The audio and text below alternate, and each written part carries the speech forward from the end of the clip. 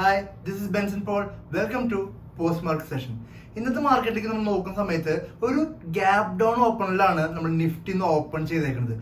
Open ചെയ്ത് very സ്റ്റാർട്ടിങ്ങിൽ തന്നെ നമുക്കൊരു സെല്ലിംഗ് പ്രഷർ കാണാൻ പറ്റിയിട്ടുണ്ടായിരുന്നു. ആദ്യത്തെ 2-3 മിനിറ്റിന്റെ ക്യാൻഡില് അത് 22,800 എന്ന് പറഞ്ഞിട്ടുള്ള ആ സ്ട്രോങ് ആയിട്ടുള്ള സപ്പോർട്ടും താഴേക്ക് ബ്രേക്ക് ചെയ്ത് കണ്ടിട്ടുണ്ടായിരുന്നു.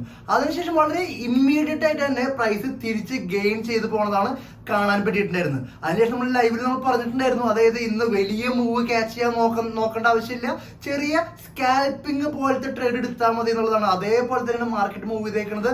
ഒരു തരത്തിൽ നോക്കിക്കഴിഞ്ഞാൽ മേലേക്കും താഴേക്കും നല്ല രീതിയിൽ വോളറ്റൈൽ ആവുന്ന രീതിയിൽ ചോപ്പി ആയിട്ടുള്ള ഒരു മാർക്കറ്റ് തന്നെയായിരുന്നു. പക്ഷെ സ്ലൈറ്റ്ലി ബുള്ളിഷ് ആയിരുന്നു കാണാനായിട്ട്. ഇന്ന് മാർക്കറ്റിൽ നോക്കുന്ന സമയത്ത് കഴിഞ്ഞ 8 ദിവസങ്ങൾ നമുക്കറിയാം ബെയറിഷ് ആയിട്ടുള്ള ക്ലോസിംഗ് ആണ് നിഫ്റ്റി തന്നിട്ടുണ്ടായിരുന്നത്. പക്ഷെ ഇന്ന് നമുക്ക് അതിശയകരവും അതേപോലെ തന്നെ ആശ്വാസകരമായ രീതിയിലാണ് ഒരു ബുള്ളിഷ് ആയിട്ടുള്ള ഡെയിലി ക്യാൻഡില് നിഫ്റ്റിയിൽ തന്നിട്ടുണ്ട്. നിഫ്റ്റിയിൽ മാത്രമല്ല ബാങ്ക് നിഫ്റ്റിയിൽ അത് തന്നിട്ടുണ്ട്. അപ്പൊ 22,800 എന്ന് പറഞ്ഞിട്ടുള്ള സപ്പോർട്ട് എടുത്തിട്ടുണ്ട്. പക്ഷെ 23,000 എന്ന് പറഞ്ഞ റെസിസ്റ്റൻസിന്റെ തൊട്ട് താഴെ തന്നെയാണ് നിൽക്കുന്നത് കാണാൻ പറ്റും.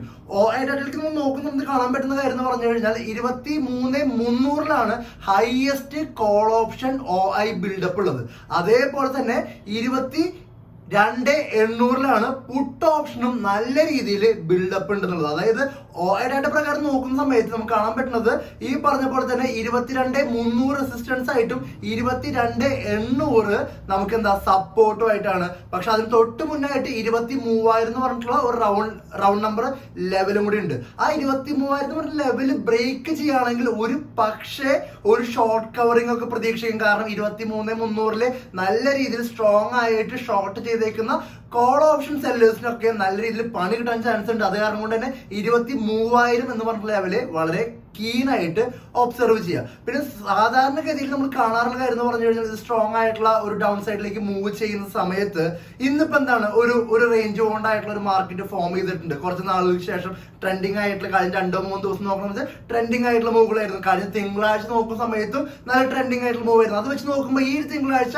ഒരു റേഞ്ച് ബൗണ്ട് ആയിട്ട് വേണം മാർക്കറ്റ് നിൽക്കാനായിട്ട്, ഒരു ബുള്ളിഷ് ആയിട്ട് ക്ലോസ് ഉണ്ടെങ്കിലും. അങ്ങനെയാണെന്നുണ്ടെങ്കിൽ നാളെയും കൂടി ഞാൻ എക്സ്പെക്ട് ചെയ്യണത് ഒരു റേഞ്ച് ബൗണ്ട് ആയിട്ടുള്ള ഒരു ട്രേഡിംഗ് റേഞ്ചിന്റെ അകത്തായിരിക്കും പ്രൈസ് നിൽക്കുക എന്നുള്ളതാണ്. അതിനുശേഷം മേ ബി വെനസ്ഡേയോ തേഴ്സ്ഡേയോ ഒക്കെ എങ്ങാനും ഒരു ബ്രേക്ക് ഔട്ട് പ്രതീക്ഷിച്ചേക്കുക എന്നുള്ളതാണ്. അത് അപ്പ് സൈഡിലേക്കോ ഡൗൺ സൈഡിലേക്കാണെന്നുള്ളത് കണ്ടു തന്നെ അറിയണം എന്നുള്ളതാണ്. ഇതാണ് നമ്മൾ മാർക്കറ്റിലേക്ക് നോക്കുമ്പോൾ കാണാൻ പറ്റുന്നത്. അത് മാത്രമല്ല, ഇനി ഈ ഫെബ്രുവരിയിലത്തെ ഈ സീരീസ് അവസാനിക്കാനായിട്ട് ഇനി ഓൾമോസ്റ്റ് 7 ട്രേഡിംഗ് ഡേയ്സ് മാത്രമേ ഉള്ളൂ. നമുക്കറിയാം 26-ം തീയതി നമുക്ക് അവധിയാണ്. മാർക്കറ്റ് ഹോൾഡർ നമുക്ക് അറിയുന്ന കാര്യമാണ്.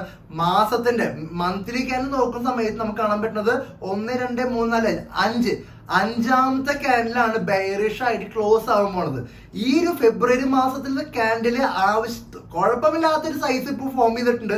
അത് എങ്ങനെയാണ് ക്ലോസ് ചെയ്യാൻ പോണത്? കഴിഞ്ഞ വട്ടത്തെ മന്ത്ലി ക്യാൻഡിൽ ജനുവരി മന്ത്ലത്തെ ക്യാൻഡിൽ നോക്കിക്കഴിഞ്ഞാൽ ഒരു ഡോജി കൈൻഡ് ഓഫ് ക്യാൻഡിലാണ് ഫോം ചെയ്തേക്കുന്നത്.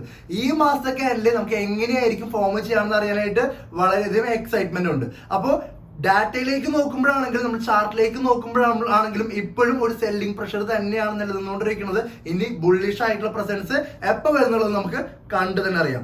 പിന്നെ മെയിൻ ആയിട്ട് നമുക്ക് ഈ സെല്ലിങ്ങിന്റെ റീസൺസ് തപ്പി നോക്കുന്ന സമയത്ത് നമുക്ക് പറയത്തക്ക റീസൺസ് ഒന്നും മാർക്കറ്റിൽ കിട്ടാനില്ല എന്നുള്ളതാണ്. കാരണം എന്ന് പറഞ്ഞു കഴിഞ്ഞാൽ ഈവൻ ഗ്ലോബൽ ന്യൂസ് പോസിറ്റീവ് ആണെങ്കിലും മോശമാണെങ്കിലും, ഡൊമസ്റ്റിക് ന്യൂസ് മോശമാണെങ്കിലും നല്ലതാണ്, എന്താണെങ്കിലും FIS കണ്ടിന്യൂസ് ആയിട്ട് മാർക്കറ്റിൽ സെല് ചെയ്യുന്നുണ്ട്. ഇന്ന് എന്ത് കാരണം കൊണ്ടാണ് മാർക്കറ്റ് അപ്സൈഡിലേക്ക് മൂവ് ചെയ്തതെന്ന് നമുക്ക് നോക്കേണ്ടി വരും. പക്ഷെ കണ്ടിന്യൂസ് ആയിട്ട് സെല്ല് ചെയ്യുന്നതിന് എന്തെങ്കിലും റീസൺ വേണ്ടെന്ന് നോക്കുന്ന സമയത്ത് ഓവർ വാല്യുവേഷൻ എന്നുള്ള വാക്കല്ലാതെ, അല്ലെങ്കിൽ ആ ഒരു ടേം അല്ലാതെ വേറെ വാക്കുകളൊന്നും ആരും ഉപയോഗിച്ച് കാണുന്നില്ല, മനസ്സിലാവുന്ന പോലെ. കാരണം എന്ന് പറഞ്ഞു കഴിഞ്ഞാൽ നമ്മൾ ഗ്ലോബലി ഉള്ള ബാക്കിയുള്ള മാർക്കറ്റ്സ് ഒക്കെ നോക്കുന്ന സമയത്ത്, എസ്പെഷ്യലി നമ്മൾ UK മാർക്കറ്റ് ആണെങ്കിലും US മാർക്കറ്റ് ആണെങ്കിലും ഓൾ ടൈം ഹൈൻ്റെ ആയിരിക്കും നിൽക്കുന്ന സമയത്ത് നമ്മളുടെ മാർക്കറ്റാണ് ഓൾമോസ്റ്റ് 13% താഴേക്ക് വീണേക്കുന്നത്. അപ്പോൾ ഇനിയിപ്പോ ഗവൺമെന്റും FIS തമ്മിൽ എന്തെങ്കിലും ധാരണക്കുറവാണ് എന്താണെന്നുള്ളത് നമുക്കറിയില്ല. അത് കണ്ട് തന്നെ അറിയണം എന്നുള്ളതാണ്. അപ്പോൾ മെയിൻ ആയിട്ട് നമ്മൾ പറഞ്ഞു 3 വട്ടം സപ്പോർട്ട് എടുത്തേക്കുന്ന ഏരിയ ആണ് 22,800 എന്ന് പറഞ്ഞേക്കുന്നത്. അപ്പൊ ആ ഏരിയ സപ്പോർട്ട് എടുത്ത് തന്നെ നിൽക്കും എന്നുള്ള പ്രതീക്ഷയിലാണ് ഞാൻ നോക്കുന്നത്. ഇന്നത്തെ എന്റെ ട്രേഡിലേക്ക് നോക്കുന്ന സമയത്ത് കുറച്ചൊരു കൺഫ്യൂസിംഗ് ആയിരുന്നു എനിക്ക് എന്റെ ട്രേഡ്. കാരണം ഓൾറെഡി ഞാൻ കഴിഞ്ഞ ദിവസം ഒരു ഹാഫ് ക്വാണ്ടിറ്റിയിലായിരുന്നു ഞാൻ ട്രേഡ് പുഷ് ചെയ്തിട്ടുണ്ടായിരുന്നു. അതിനുശേഷം കുറച്ച് നേരം മാർക്കറ്റ് മേലോട്ട് പോകുന്നു, താഴോട്ട് പോകുന്നു, ഭയങ്കര കൺഫ്യൂസിംഗ് ആയിട്ട് ഇപ്പോഴും ഓൾമോസ്റ്റ് ബ്രേക്ക് ഈവൻ എന്ന രീതിയിലാണ് ഞാൻ നിൽക്കുന്നത്. നിങ്ങളുടെ കാര്യങ്ങളൊക്കെ എങ്ങനെ പോകുന്നത്? നിങ്ങളുടെ അഭിപ്രായങ്ങൾ എന്ത് തന്നെയാണെങ്കിലും താഴെ കമന്റ് ചെയ്യുക. നമുക്ക് അടുത്ത പോസ്റ്റ് മാർക്കറ്റ് റിപ്പോർട്ടായിട്ട് നമുക്ക് നാളെ കാണാം.